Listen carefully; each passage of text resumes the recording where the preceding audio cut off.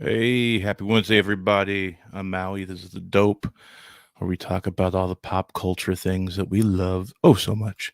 This week, we're going to talk about the MCU Disney Plus era. Really excited to talk about that. So we're going to talk about WandaVision. We're going to talk about Falcon and the Winter Soldier. We're going to talk about Loki. And in the second half, we'll speculate a little bit about what's to come. Let me close my door. To join me on this conversation this week, I have a few different people. First, he's a scroll. He's Eric. He's Skrerick. Hey, what's up, Eric? How you doing? Hi. It's good to see you, buddy. Apparently never going to. You're apparently never going to let this girl thing go. Probably not. I mean, I've been calling you Dirt McGirt since we were teenagers, so you know that once I start a thing, you know it never stops. Real quick, Eric, favorite MCU show so far? I think I liked WandaVision the best. WandaVision, very good, very good. All right. Next up, we are going to bring in David. Oh, where's David? Oh.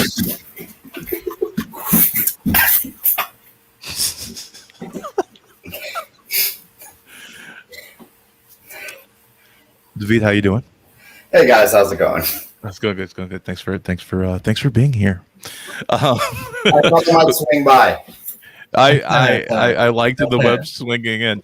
Real quick, what is your favorite MCU show so far? Of the three we've gotten so far, or are we counting the old stuff? Of the three we've gotten so far. Not Shield? No. Oh god damn it, WandaVision. WandaVision, 2 for WandaVision. And rounding out our cast for this conversation, we have Crystal. Crystal, with very dramatic hair. All right. Hey, y'all. I'm wishing I had a dramatic end. Welcome to the Can I go back? All right, we're going to reset Eric. And finally, rounding out our cast today, we're going to bring in Eric. Eric, how you doing, buddy? Hello. I'm great. How are you? I'm good. Crystal, what's your favorite MCU show so far? It's a toss-up between Loki and WandaVision. I didn't ask you for two. I asked you for one. You know what? You're getting two. Make pop quiz. Make a call. What do you do? Oh, do we break Crystal? Do we break her? I'm gonna go with Loki. Ooh, Loki. I think I'm also going to say Loki. I think Loki is my favorite of the MCU shows so far.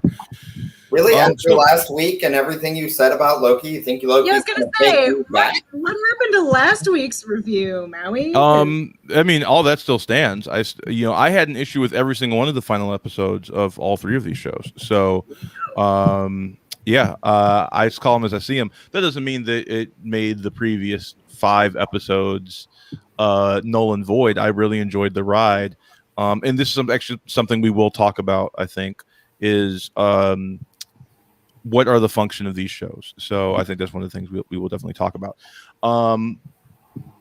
Okay, so I want to start this conversation with just our general thoughts about the MCU shows thus far.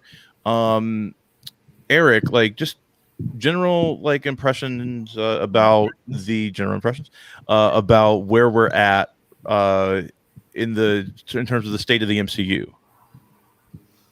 In terms of the state of the MCU, I think right. So this is a new era we're in, right, with the Disney Plus shows, and so I'm just very curious to see what you think about where we're at right now.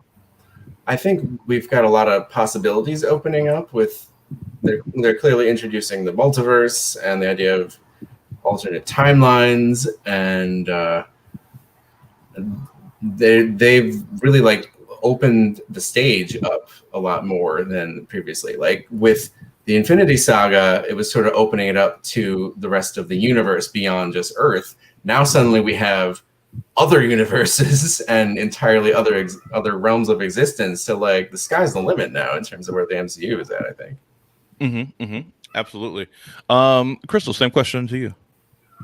I'm kind of excited about the state of the MCU. I like how much has been opened up, but I'm also concerned that it might be a little ambitious and it runs the risk of starting to get convoluted at points.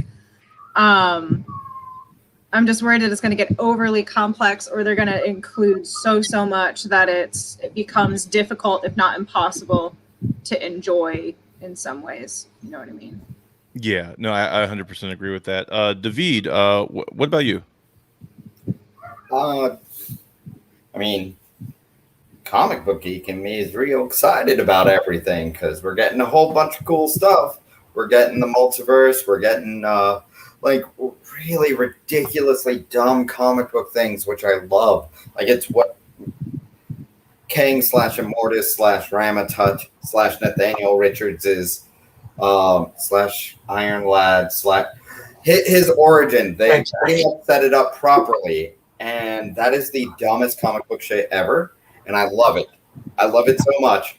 But to Crystal's point, I mean, yeah, it's gonna be a lot. There's a good chance that they're going to go too far and start losing people. But who are we kidding? We're 14 years in. Yeah. 13, 14 years into the MCU. They keep getting bigger and bigger. And at this point, I don't know. They made Guardians a hit twice. Yeah. I think that's kind of where I'm at too. You know, like there's just the comic book fan in me is super excited to see all this stuff. The film nerd, the television connoisseur in me is like, I want a narrative. I want a narrative that has like a natural conclusion. And you mentioned about my thoughts about the finale of Loki, and my issues with the finales of each of these shows is the same thing. It's just like, that's not the end of a story. It's a like to be continued over here, which I'm used to in my comic book brain, but in my, other brain, in my film and television brain, I'm like, that's not how it's supposed to. What's happening? Finish your story and then tell a new story. And I've kind of grown out of love with that in the comics as well. Like my comics love has kind of gone downhill as I've gotten older because of that, because it kind of feels like these characters are caught in some sort of endless torture cycle, which I thought was kind of highlighted actually at the end of Loki, like when Kang / Immortus / Ramatut / Nathaniel Richards / Iron Lad / anyway, He Who Remains. Yeah, He Who Remains says like, and it doesn't matter because if you kill me, then the multiversal war starts up again, and eventually it'll end right back where it starts. So reincarnation, baby. Like, so then death just never matters, and like that's, I think, drives my brain insane that we can't continue a story. I mean, we've got to establish that death doesn't matter before we get the X-Men in here. True. Oh my God, you killed Jean. Next issue, Jean returns again. No, this time it's her clone. Yeah. So, okay. So, two of you mentioned WandaVision is your favorite. Crystal, you said Loki with WandaVision just right behind it. Sounds like WandaVision is probably overall in this room the thought of as the best of the three. I'm curious as to why. Let's start with David on this one. Ambition, creative storytelling. It's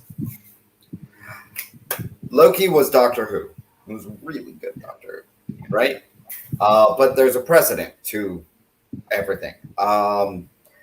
Whereas Falcon and Winter Soldier was a classic, like Marvel action romp that dealt with amazing issues and dealt with like some very real, like, oh wow, that's what therapy's actually like. Whoever wrote this, yeah, like all of that. WandaVision is grief and denial and all of that tied up with a weird pastiche of old sitcoms. And the way they did it, and the way they didn't let us, or they slowly brought that out in the first 4 or 5 episodes, was amazing. Like, technically amazing in how they did. Like, they actually filmed in black and white, and they had to mess with the makeup colors and the clothing colors and all that, all the way through the 7th episode. And then the 8th episode, as you said, was pretty much, oh, okay, so you've got giant light in the sky, 2 CG action figures fighting, and a whole lot of setup for the rest of the MCU. Right. Yeah, it drives me insane because I think with just a few slight tweaks, you can still do all of that, but service all your characters. I think the penultimate episode is what hurt WandaVision the most, because they had to spend an entire episode going backwards right through her past, like the greatest hits of her grief, which is a great it's a great episode, but narratively it makes it so that you can't finish any of the other characters. So I think it did more damage for me than it did good. And I think you were mentioning with Loki giving a couple more minutes of space for things. I think you could have done that and shown those scenes throughout the series and had that penultimate episode be more foreclosure for all of the side characters before you go into the big CG finale. So that was kind of my thought on WandaVision. Though I do love that episode. I do love that show as well. Eric, same question for you. I'm going to actually disappear for a second while you talk, but I can still hear you.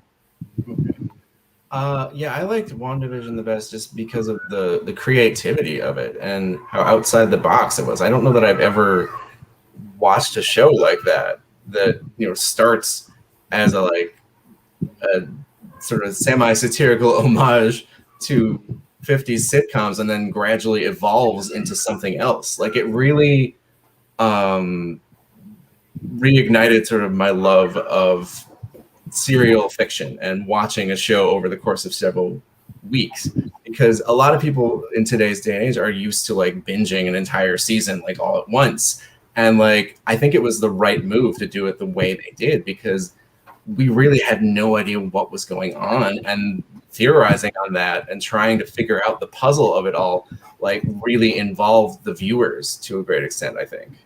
And that was kind of what I loved about WandaVision, how that one hit me in a different way than the other shows. Yeah, I would definitely agree with that. They went Dragon Ball with that ending. That is accurate. That is very accurate. I think my favorite part about the Disney Plus era of the MCU is the weekly installment, is the water cooler show feeling where we can all talk and speculate week to week instead of it all coming out at once, and just ingesting it is a body of work and then just being done. You have one conversation and then you're kind of done. I kind of missed that. I don't think I really had that since probably Lost.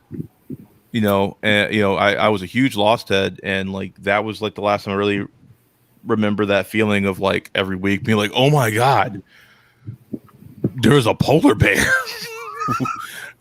I'm so sorry for you. Yeah. I'm a huge Lost fan, and I love the finale. It took me a while to realize I loved the finale. I had to kind of sit in it for a little bit, but yeah. So it was satisfying fun until the finale. No, like I said, I like the finale. We have I agree, but I feel with WandaVision and Falcon and the Winter Soldier, the speculation was better than the payoff. Interesting. That's fair. Yeah. That's really true for me for Falcon Winter Soldier. All the speculation was super fun, and then the ending was kind of oh. Okay. I thought I saw something in the background. I think we'll keep speculating if we see something in the background here. Crystal, same question to you. Oh, about WandaVision or Loki now? The question about you said you loved Loki, right? So yeah. So let's hear about why you love Loki. The only arena that Loki kind of won out for me over WandaVision, and this is just personal preference, is rewatchability. There's episodes of WandaVision that I frankly I did a whole massive rewatch of WandaVision this last week, and there were at least 2 episodes where I was just like, I don't really want to watch this. Where I don't really have that with Loki. I like the complexity of what's going on with Loki. I probably really like it because it is very Doctor Who-ish, as David has pointed out. And I'm not happy with current Doctor Who, but that's a different argument for a different day. But it's like I kind of like miss that feel, and Loki gave me that kind of feel, and I really enjoyed it. And I mean, let's just be honest. None of the other series have alligator Loki, which is the best thing to come out of the MCU, like on Disney Plus. I have a question. What 2 episodes were you like, meh, on?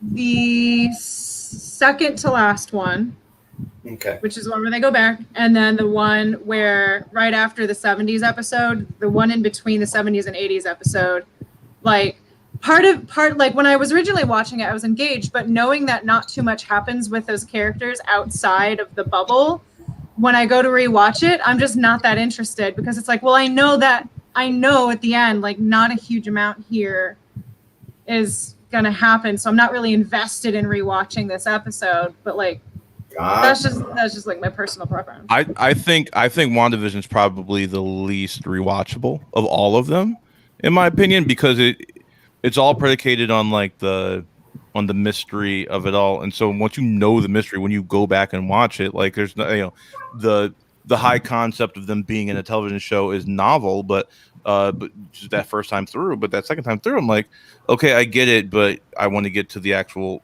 meat, because all of that is just being weird and, you know, secretive, but I already know the secret. So like, what's there for me at that point?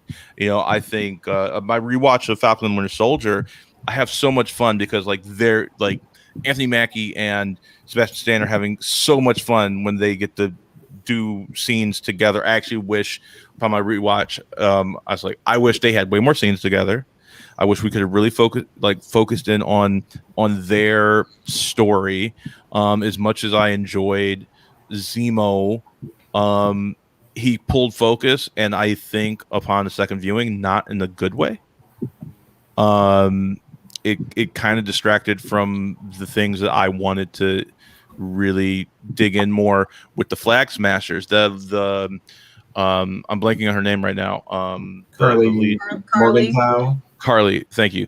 Yeah, I just absolutely adored her performance, and I really wanted to see more of her and really dig into her morality a bit more. Have they come out with Carly Was Right t-shirts with the Flag Smasher thing on it yet? I don't know. Because The Google machine. I would, if they haven't, they will now. That's the thing that I love about WandaVision, and that's what I want to get to is the WandaVision stuff. That's the biggest plus for me in WandaVision is that core dynamic between Wanda and Vision. And as the wedge starts driving between them, as he's like, what the F is going on? You know, I know that you know what's going on. You're not telling me. And like, that is amazing. I think, yes, that is absolutely the heart and soul. And absolutely, Carly was right. And Sam does say so. And the show does do her dirty. It does that thing that all Marvel things do where, you know, they set up when their villains are at their best, their villains are right, but they're like, but they kill people. So there's no room for conversation anymore. And I think it's kind of a coward's way out. You know, personally, Crystal? One of the things that bugged me about Falcon and the Winter Soldier at the very end is how it's like, oh, Carly's so bad, blah, blah, blah, you know, is the way that it's kind of like written, even though Sam says she's right. Meanwhile, like, Walker beheaded somebody on camera, and at the end, everyone's like, oh, hey, yeah, like, and everyone's just kind of chill about it. Like, we have that whole courtroom scene where, like, there's supposed to be punitive measures, like, you know, there's supposed to be this kind of dressing down of that character, and then at the end, it's just kind of chill, and that bothered me a lot. Yep. He does murder someone. He does murder someone while in uniform, loses his job in a public thing, and then immediately gets the exact same job back, Only Well, and like he gets in a fight accurate to to reality. It's feels like that's a good Death point. Fight. But if that's the story you're trying to tell, I don't think they did a good job of conveying that. No, Right? because If you're saying that like there's no consequence for this, but this dude is wrong, I don't think they convey that. They really make it feel like everyone is just absolutely fine with him, and they don't really say like what you did was horrible, but we can't beat the system. right, they should have shown Sam and Bucky's reaction to him having no consequences and getting a new job with Valentina right away. It was the fact they didn't show the other side of it, where it's like, are we supposed to like him now? Like, it was a very confusing, like, sense of morality in that final episode, I think. Mm-hmm. Yeah, I mean, at the very beginning of that series, not very beginning. Once we found out a little bit more about the Flag Smashers, I was like, oh, they're gonna die. They're all gonna die. They're providing food to poor people. They're all gonna die.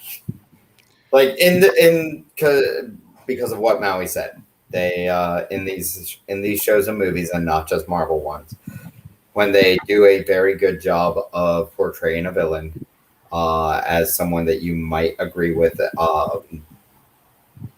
they make them out. They have to. It's kind of like the old Hays Code or Comics Code was about everything. Is how they do far leftists and that kind of thing. So Magneto, etc. It's like, oh, you have to see real, actual consequences for anyone espousing views too far to one side. But then someone who espouses views on the other end, like say U.S. agent, Walker. He's okay. He gets a redemption arc. They do not. They have to be shown to have hard consequences. I don't like it. It's annoying to me. But yeah, that's the way that goes. It was honestly almost surprising that Zemo didn't die. Although that's just because they're going to use him later on for Thunderbolts / Dark Avengers, probably. I think so. I think they're definitely setting that up. Yeah, right. Like, and if you're gonna kill Carly, to me, that should spark a movement. That shouldn't end it.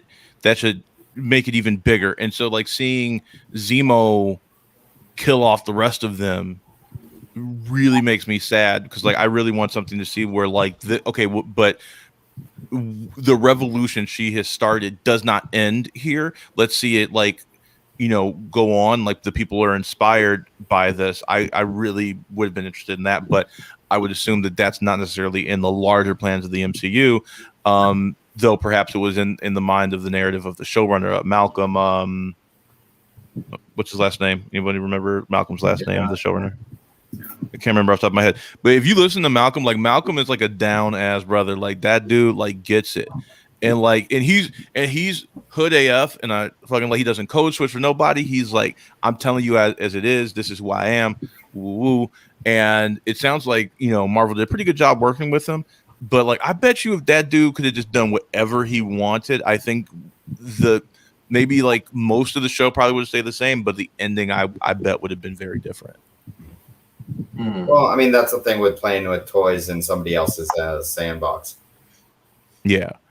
So it sounds like, I guess I'll just ask each of you, because it sounds like there's a common denominator here. Best MCU show thus far, and worst MCU show thus far. Crystal, what would you say is your favorite and your least favorite? My favorite is going to be Loki, but literally by a smidge. Just there's just like this tiny little things with WandaVision. Like I said, there's those 2 episodes that now that the mystery is gone, I'm just not interested in rewatching. Whereas Loki, I can rewatch and enjoy. I have rewatched and enjoyed. I'm not saying that Falcon Winter Soldier was particularly bad, but it is the worst out of the 3. I think it's the weakest. It threw, I already said my issue with John Walker, but it threw away Battlestar as a character, like, entirely. I felt that the plot was kind of weak. like the reveal of Sharon as the power broker, I was like, yeah, we already kind of like figured that out. It was kind of obvious. You could have at least given us a little bit more of a twist somewhere along the line, or But that's made not it Sharon. That's Squarin. Sharon, whatever. That's what I think. That's not how Skrull naming conventions. Right, but like Look, that I don't have character in that time. instance, it was pretty obvious. I don't have time But- for your apostrophes. But yeah, so yeah, Loki's probably my top, just by hair, and then Mhm. I think Falcon Winter Soldier's the weakest. Eric, same question. I'm sticking with WandaVision as my favorite. I'm sure it doesn't have the same rewatchability necessarily, but I don't tend to rewatch television shows that often. That's like a real big commitment of time, and there's so many other things to watch. So just for that initial experience, like I thought it was the best out of the three, and the most creative. And like I don't think I've ever really seen a show like that. And I would agree that Falcon and Winter Soldier, while it was a good show and I enjoyed it a lot, it was the weakest of the three because it was sort of the more conventional Marvel action adventure. It did try to tackle racial and social issues, which I give it a lot of props for. But it did have sort of some narrative issues, as Crystal was mentioning, and the ending was sort of a little unsatisfying in terms of the message that it was trying to send. I should not tell you how many times I've rewatched Ted Lasso. Then, David, what about you? Much like Eric, I don't really rewatch that shows that often, or at least not so quickly. So I haven't rewatched any of them. But WandaVision, I think WandaVision's my favorite. I think it worked best because it was what happened is we kept wondering about it and we kept talking about it, and there was so much mystery with it. Mm-hmm. I just found it amazing, as well as just how mind-blowingly strange it was. But then, there's an episode or two of slowness, and I know that probably didn't affect the other series, but it is interesting that WandaVision had 8 episodes. The next 2 had 6 episodes. And WandaVision probably had about an episode's worth of bloat, while the other 2 probably could have used with 5 more minutes per episode. Loki, maybe it's because Loki's just so much balls to the wall fun, and it sets so much up and is ridiculous. And it had that same, who's the bad guy? What's going to happen? Is it going to be Kang? It's going to be Kang. It's got to be Kang, right? It's going to be Kang. Oh, it's kind of sort of Kang.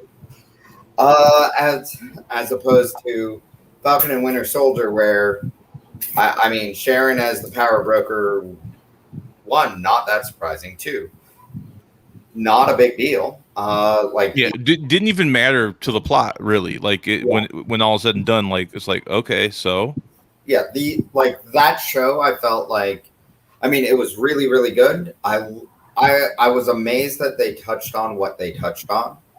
The race stuff, I was amazed at how well they did that. But, the fact of it is, going into it, it just, okay, so these people are all going to die.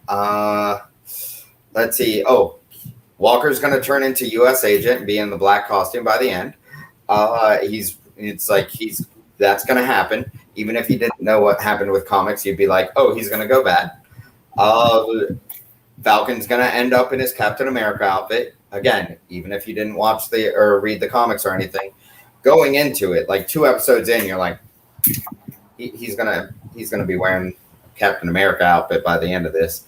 It was a lot more predictable. It was still great, but Loki and WandaVision threw me through loops, actual loops.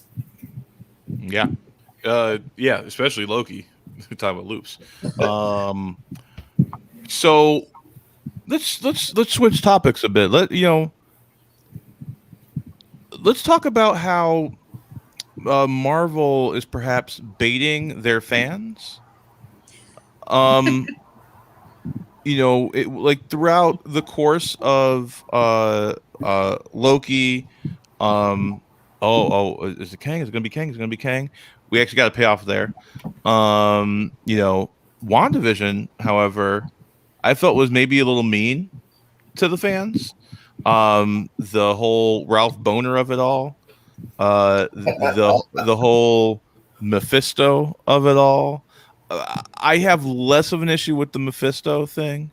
Yeah, that's Also, have y'all seen Mephisto on this stream? I swear I keep seeing Mephisto on the stream. I was throwing that out there. I did kind of notice that. Unconfirmed. But it could just be stringing us along. Could be stringing us along, right? But like maybe David's Mephisto. I don't know. I'd just be curious to hear everyone's opinion on that, because I feel, especially, the most egregious for me is the Quicksilver, from the X-Men universe of it all. I thought that was just straight up rude, and I'd be curious to hear everybody else's opinions on that. Crystal, you gave an epic eye roll when I said that, so I'd love to hear what you have to say.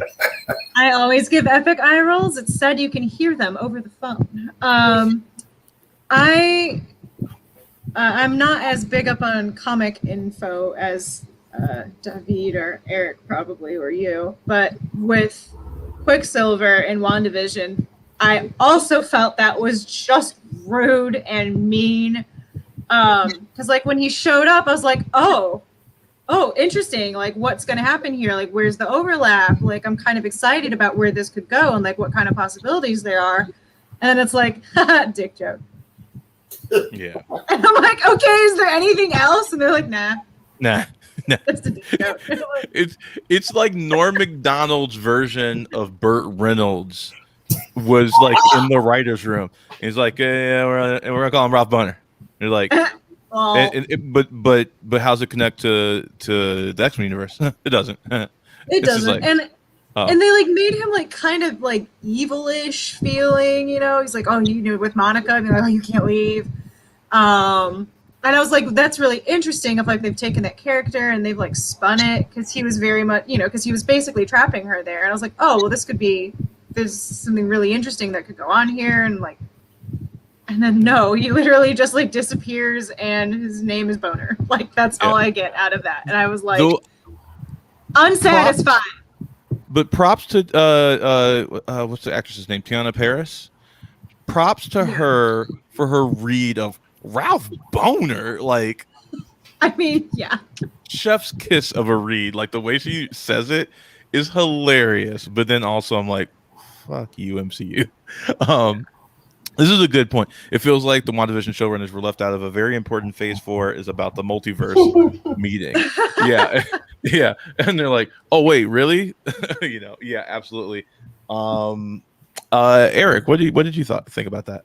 Yeah, I would agree. That was kind of a cruel bait and switch. I think if that was the direction they were going to go with it, they should have just cast, what's his name? Aaron Taylor Johnson, who played Quicksilver in Age of Ultron, because it would have had the same sort of emotional impact on Wanda then of her brother returning, but it wouldn't have manipulated the fans in the same way. Yeah, that was one of, although WandaVision overall was my favorite, that was one of the issues I did have with it at the end. Because like you, I had issues with the ending of each of the 3 shows, even though I enjoyed the ride. I wasn't entirely satisfied with the conclusion of any of them. Yeah. David, what about you? I mean, him showing up, Evan Peterson's his name, right? Yeah. Yeah. Evan Peters showing up as Quicksilver was great. That made, like, that moment was amazing. And then the episode where he's Quicksilver and he's teaching the kids was so sweet and all that.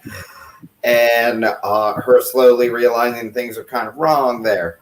And to your point, Eric, that had it just been Aaron Taylor Johnson. Aaron Taylor Johnson, yeah.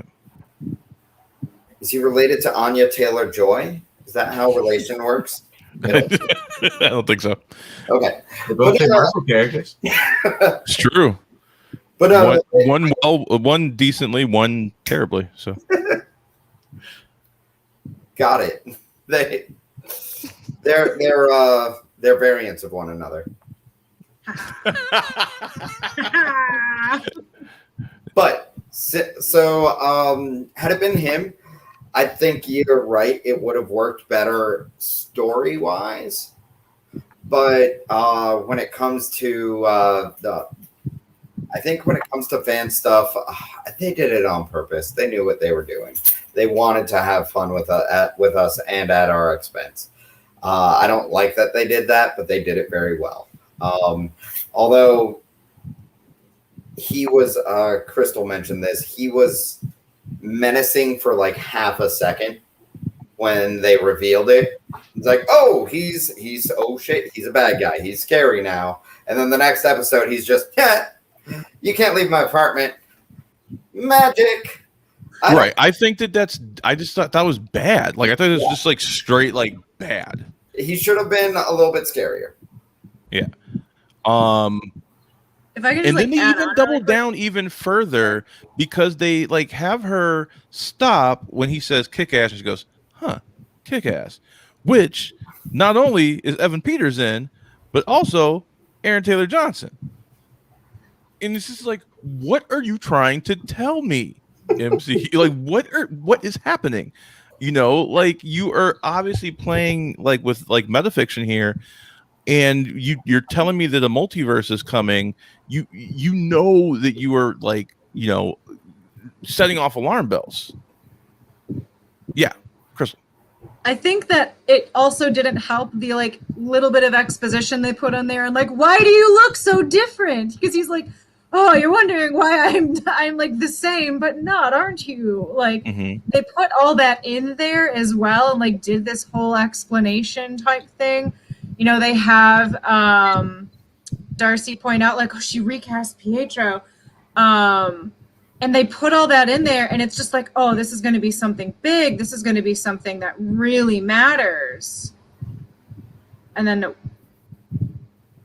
David's now doing the. No. I was waiting. Okay, Yeah, go for it. It's weird because maybe if WandaVision hadn't been first out the gate, maybe they could have done a little something different. And I wonder if maybe they did have something different planned. Yeah.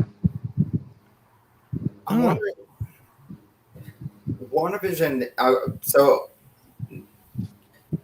all roads don't lead to Doctor Strange mom, but several roads lead there. WandaVision's leading there, like in the horror and magic part, but honestly, without Pietro, there's nothing really to do with there's nothing really to do with the multiverse. She changes the reality of things, but it's not Loki level multiversal reality except for him. And she hears her children's voices emanating from somewhere in the last episode. I felt like that could have been a multiverse hint. Well, that's when she's reading the Darkhold. It definitely was because that's leading into Doctor Strange. That could be a multiverse thing. She's hearing them call from another universe, or just she created them whole cloth, or they're Master Pandemonium's arms, which are really just Mephisto's soul pieces. Like there's all this goodness. It was ambiguous. It all comes back to Mephisto. I think it pretty hard swings into Multiverse of Madness, like for the end of this. I think we're gonna see that and Loki are dovetailing really hard into Multiverse of Madness. And it's funny because Wanda is set for Multiverse of Madness. She's in it. She has said she's in it and all that. I don't think Loki has been officially announced. I think he was. I thought he was confirmed. I don't think confirmed. I think rumored. Was. I thought he was for some odd reason. Maybe the internet just went really hard. I mean, we've known that Oscar Isaac's going to be Moon Knight for, like, he was posting videos of himself working out to be Moon Knight, but they had not confirmed, neither he nor Marvel, that he was being Moon Knight for like 6 months. Like, we all know it's happening. Everyone's winking towards it's happening, but you're doing the Catherine Hahn wink. Yeah, same thing with like the Spider-Men, right? Like Right. Toby and Andrew, hopping up and back into the suit, right?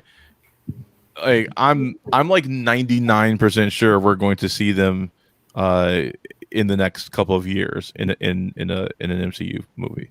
I mean, they confirmed Doc Strange and what's his face, Electro. Doc Ock and Electro. Yep. Electro, sorry. Right, and like if you're already doing that, then of course they're going to be like, of course if you're going there, who would pass up the opportunity? That they're going to move heaven and earth to get Toby back in the suit. Like everyone's going to want to go and see that. Like what old grizzled Toby Maguire Spider-Man? Of course, like you're going to want that. I just want to see zombie Gwen Stacy. That's it. Yes. That'd be pretty funny. Wait, which Sign me up, Gwen fam. Stacy though? Oh, Emma Stone. Okay, Emma Stone. Yeah, we never saw the. Didn't we see her in? Well, we never did see her in. No, we saw her in the Raimi movies. She didn't die, however. She was in the one. Yeah, she died eventually, though. They all die eventually. They all fall off of something, and Spidey tries to catch them, and doesn't go too well. Well, this got dark real fast. That's what happens. She falls. He tries to. He literally. I webs mean, her literally, not everybody can just fall to their death in the Spider-Man universe. Like and she that. Every stops person. so suddenly. Though in the Andrew Garfield one, like the way they did. Oh yeah, that was that one was like I was like, oh my god, like that was. You're never bothered with any of the Spider-Man movies after the first one. I'm sorry, I'm that level of heathen.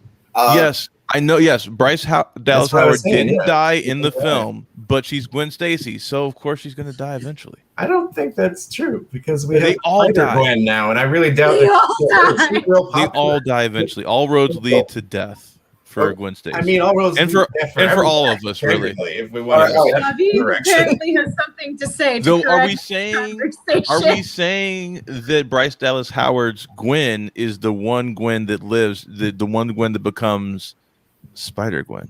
No, that's not what I was saying at all. I think that's what you're saying, Squarick.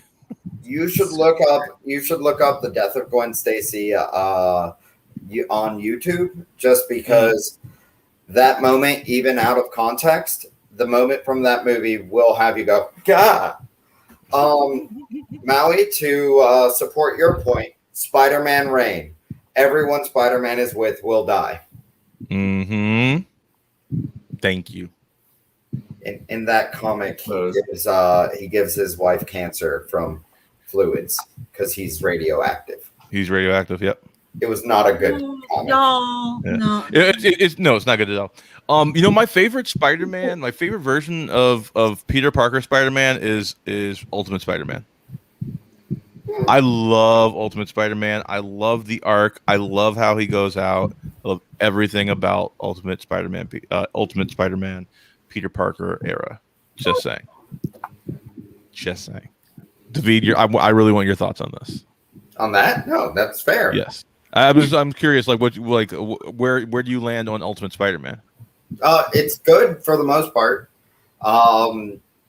Ultimate Spider-Man is the best of the Ultimate Universe. Dude, what happened to Crystal? I'm still here. I'll be right back. There's a bug I have to take care of because it's huge. She's in the multiverse now. That's a good point. PS4 Spider-Man might be the correct answer. Some of us don't have PlayStations. Some of us. I have PlayStation 5 and PlayStation 4. That's amazing. Into the Spider-Verse Spider-Man was pretty awesome also.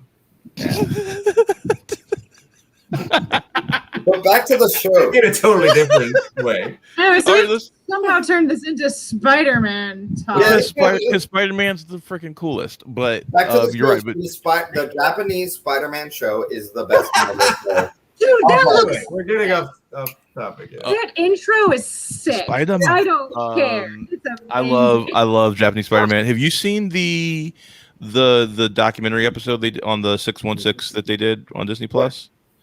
Oh, so beautiful. Like, I love that episode so much. Let's let's look to the future of the MCU, because we have a slew of shows that have been confirmed. And to talk about one of them, I think we have to talk about the most recent movie, and spoiler that a bit. But which of the upcoming shows are you most excited about? I'm curious to know that. Let's start with Crystal. Oh, I'm excited for What If, which is coming up soon. I'm excited for that. And I'm excited. I'm weird. I'm excited for She-Hulk. Shut up, Gavin. You didn't hear anything. I'm excited for She-Hulk, frankly. She-Hulk looks awesome, yeah. I think it's gonna be awesome. I'm just excited to see where that goes. I like Hulk in general, so I'm excited to get She-Hulk. I'm excited to get She-Hulk. I'm excited movie-wise. I'm super excited for Multiverse, and I have been since before I watched any of these shows. I was excited about Multiverse. So those are kind of like my choices. Top movie and my top show. If that makes sense. Yeah, absolutely. David. Okay. So, Miss Marvel's going to be so much fun. It's going to be cute. I'm sure I will like it, but just for representation matters, like just that's amazing. I love where Marvel's going, especially with their shows on this. Like you've got Pakistani American and Miss Marvel. And then you've got Hawkeye, which Kate Bishop Hawkeye is fantastic. I hope that they stick semi to Matt Fraction's run. Also, highly recommend Matt Fraction's run on Hawkeye to everyone. If you have not read it, read it. I was just telling someone about that run. Was that you, Crystal? I was telling about that run? Nope. Just telling someone. Yeah, it's amazing, and also like best covers ever. Oh my! Every cover is just sumptuous. And Hawkeye, I just love that. Yeah. But okay, so what we've got: Secret Invasion, Ironheart, which I hope they film in Chicago. They should. She's I mean, Ironheart, they're getting into the weeds with that. Like Armor Wars, that like there's a lot of shows coming out. She-Hulk, if it's anything like the last couple of runs of She-Hulk, or like the fun ones with her practicing law, or even the amazing Peter David run, then that was who wrote it, right? Yeah. Yeah, then it's going to be amazing. But just my action, like me wanting to see action, Moon Knight. I mean, it's Oscar Isaac as Moon Knight. It's Oscar Isaac as a either schizophrenic or DID, or no, he honestly has God speaking to him, Batman type. It's going to be great. It's going to be so messed up. It's going to be so much fun. And it's Oscar Isaac. I will watch that man do anything. And by that, I mean I have cameras outside of his home. All right. That took a weird turn right then. I'm okay with it. That was on a good track, and then it just... But, you know, I'm okay with it. Eric, what about you? I am really excited for Ms. Marvel just because I love that character. She's super fun. She's basically like a stand-in for all of us with her, how she is such a fangirl and nerds out whenever she meets a superhero. I think I'm going to love seeing the live-action version of this character. And I'm also excited for She-Hulk just because of Tatiana Maslany. Like, Orphan Black was an amazing show, and I would love to see what she can do with this character. Like, this is actually like a step down for her because it's only theoretically two characters, two versions of the main character that she's playing in this case. Like, so, that's all I gotta do? Very intrigued to see what she brings to it. The villain in that, you caught who the villain's going to be, Jamila right? Jamil is playing the villain. Jamila Al-Jamil. Yeah, Jamila Jamil. Yeah, I'm super excited about that. From Good Place. From the Good Place, yep. Yep. Tahani. She's playing Titania, which is going to be interesting. Also awesome. I'm blanking on the name of she was born with a disease that some old roommates of mine had, or an old roommate of mine had, and it's something that it's a chronic disease, and she's been really outspoken about it and all that, and then seeing her in an action role is like, fuck yeah, that doesn't matter, you can do it. You're badass like that. Yeah, you're talking about Ehlers-Danlos syndrome. Yes, I'm bad with remembering names. But yeah, like the hyperextension and all that, one would imagine that action scenes could mess with that, but she's doing it, and I have no doubt that Marvel is being very good to her and how they're doing it. But that's also, inspiring to people Absolutely. who have chronic issues. It's just, fuck yeah. Hell yeah. For me, it's probably Miss Marvel and Ironheart. Like, are the two like I'm most excited about are those two. If you ask me to choose between those two, I'd probably say Ironheart. I am praying that it's set in Chicago, and I'm praying that Eve Ewing has a ton of input on it. Eve Ewing, amazing writer, wrote Ironheart. Is an amazing poet, is an amazing educator, wrote an amazing expose book on CPS. When Rahm Emanuel took office, he tasked CPS to shut down a ton of schools. Almost every single one of them were majority black student body. And it was devastating because those schools were also like community centers in their neighborhoods, and the damage it did to neighborhoods in the west and south side of Chicago, just devastating. The book is called Ghost in the Schoolyard, and it is amazing. I have 2 copies of it. I love it so much. I haven't read that, but Electric Arches, her poetry and short stories book, is just amazing. So, yeah. I do want to ask one thing though, specifically to Maui and Crystal. I think Crystal froze. Eric didn't say he was looking forward to Secret Invasion, which is the big Skrull storyline. And he froze Crystal. I felt like, yeah, she's back. She's back. Oh, thank God. It's I'm starting to crash, so I'm starting to crash, so I might have to go soon because my computer's starting to crash. Gotcha. Computer's getting hot and angry. Yeah, so we'll keep you as long as we can. What is it? The Westview anomaly? The Westview anomaly is infecting her computer. It's I feel like if I said anything about the Secret Invasion show, you guys would make a big thing about it. I'm not surprised, honestly. Like you're gonna do that because he's a Skrull. What do you expect? He's a Skrull. So yeah, we're really not surprised. Can't can you give away our plans? I would like to see what they're doing with Sharon Carter, like where that is going to pay off. I am like very interested to see that plot line. I am like 100% sure that woman is a Skrull. Yeah. That was Mark my words. Like if I'm wrong, I will be shocked. But that woman has to be a Skrull. It's such a hard turn. I think her doing that hard of a turn is believable, considering what happened, and it would be a much more interesting story. It would be a much more interesting story, yeah. If she were not. I'm with David on this one. Yeah, as long as I get some backstory as to how it happened, then I'm fine with that. But like to me, it seems like they're setting up Secret Invasion with that.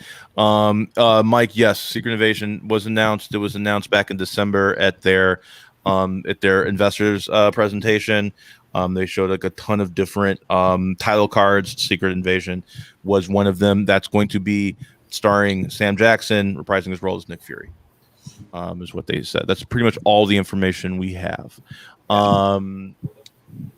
Yeah, I think that's... Huh? So here's a question. All of these shows, are they miniseries or ongoing? So that was the last thing I actually wanted to talk about. Is what are these shows? Because like, are they miniseries? Are they ongoing? Even if they're ongoing, like it doesn't feel like they're actually like full series. It feels like they are what Ron Howard intended with the Dark Tower. It feels like that. To The me, I'm bridge to curious. the film. Like, yeah, they feel like bridges and like setups for what's happening in the theaters. And so I'm curious as to what all of you think about that, and is that a good thing? Crystal, why don't you go first, because we don't know how much longer your computer is going to last. Oh yeah, sorry. No,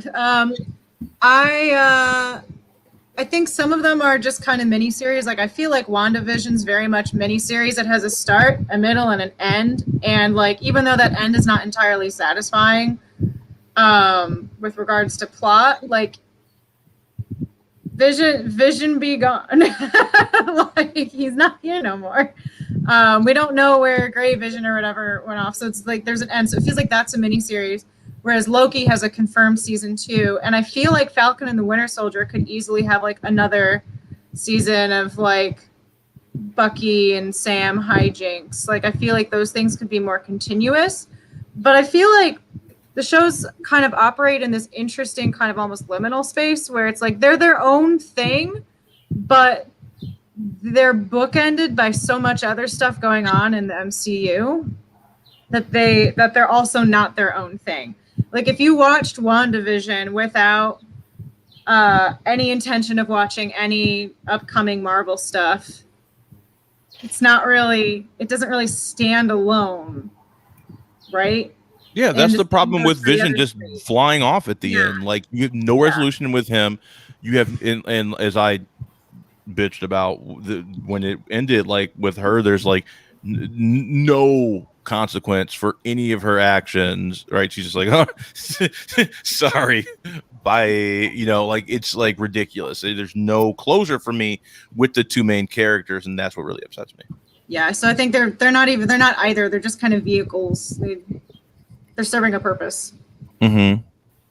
Yeah, I think I need to like readjust my brain for this kind of new type of show, because it's once again Marvel's doing some unprecedented stuff here. So, Eric, what are your thoughts on kind of what are these shows? So I think a lot of what we're going to see is Marvel testing the waters.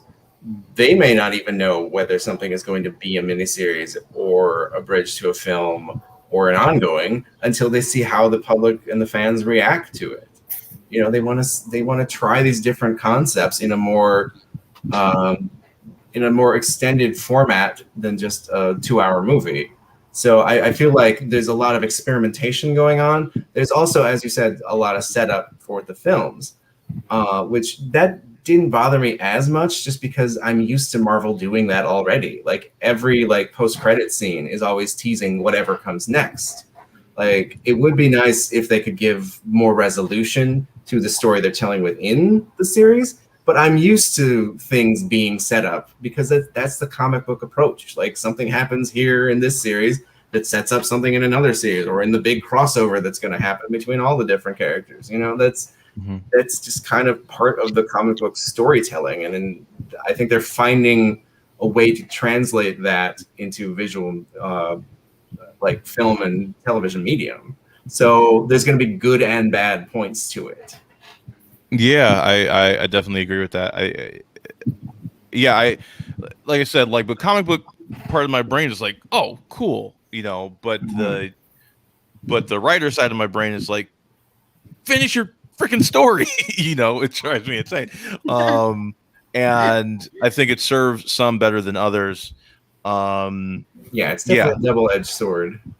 Yeah, I feel like Falcon and the Winter Soldier probably felt like it had the most complete narrative story, which is funny since it's actually probably the weakest of the three. But like if I'm looking at it from a writing perspective, like, well, this felt like they finished their story. Mm-hmm. All the characters all had their arcs concluded for good or for bad. I didn't feel that as much with the other two, which is interesting. David, what about you? So WandaVision was a miniseries. It was always meant to be a miniseries. It was a miniseries. Falcon and Winter Soldier, didn't they they hinted strongly at a Falcon or at a Sam Wilson. Captain America and the Yeah. Soldier. They hinted strongly that might be a movie, as opposed Loki. The showrunner's not back for season 2. Really, I hadn't heard that. We're talking about Kate Herron. Yeah, in an interview, her response was interesting. It felt kind of I have to be nice because I have to be nice to Disney, because she's just like, I have nothing to do with season 2. I've had no input on it, and I did the story I wanted to do, and my story with Marvel is done. If ever they need me again, I will happily work with them.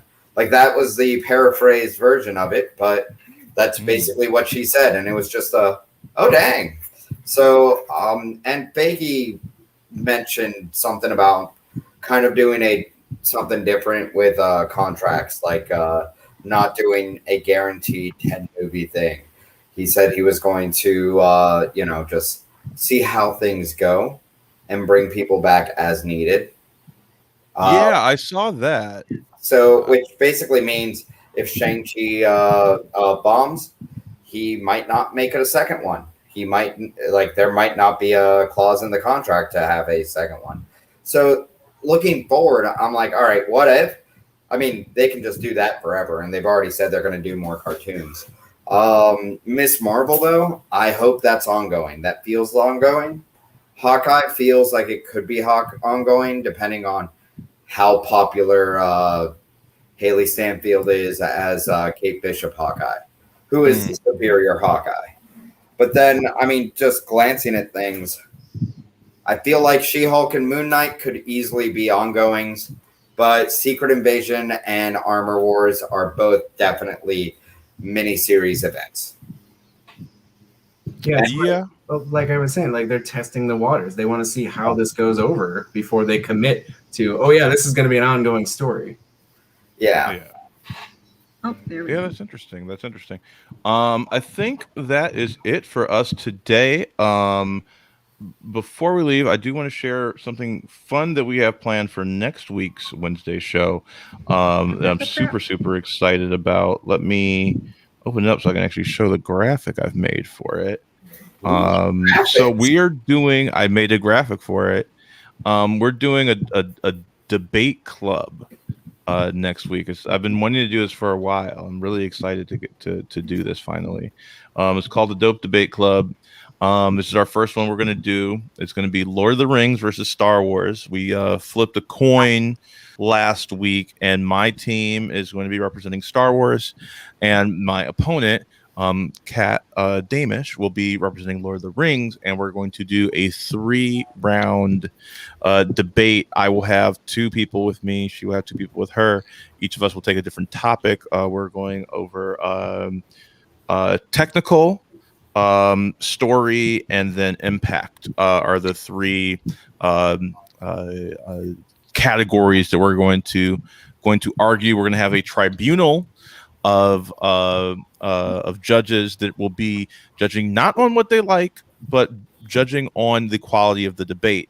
Who has the most persuasive argument. I very much look forward to taking Kat down. That is in fact where she is going. So congratulations on your win next week. I mean, I don't get ahead of ourselves here. We'll see. But I may or may not be on the Lord of the Rings team. Oh, interesting. I'm not concerned. I'll just leave it at that. But yeah, we're really looking forward to it. I'm very excited.